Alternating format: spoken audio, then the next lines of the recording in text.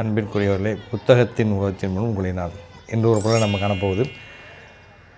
அதிகாரம் 31 வெகுளாமை. குரல் எண் 301.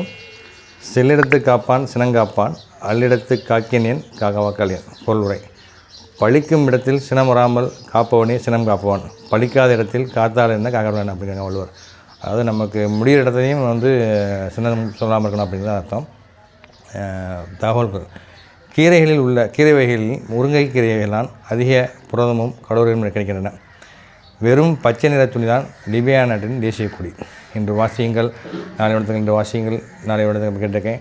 வாசிப்பை வசப்படுத்துங்கள். வாசித்தால் உங்கள் வாழ்வில் வாழ்வு வசப்படும், வாழ்வு நலமாகும், சிந்தனை திறன் கூடும், கற்பனை திறன் அதிகரிக்கும்.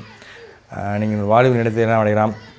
வாழ்வின் உச்சத்தை அடைந்தவர்களாம் வாசித்தவர்கள்தான், வாசித்து வாழ்வில் உயர்ந்தவர்கள்தான். I did my best and God did the rest.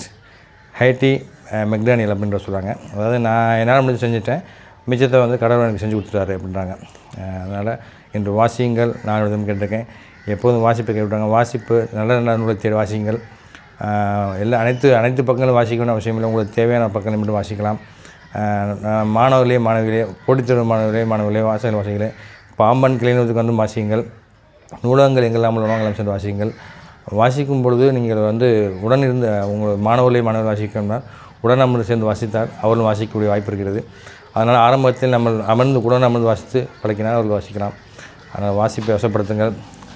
பிப்ரவரி 2ஆம் தேதி முதல் 12ஆம் தேதி வரை ராமநாதபுரத்தில்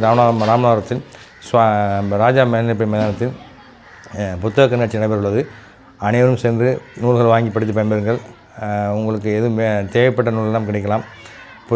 புத்தக கண்காட்சிகள் வாசியுங்கள். இன்று வாசியுங்கள், நாளை எழுதுங்கள்.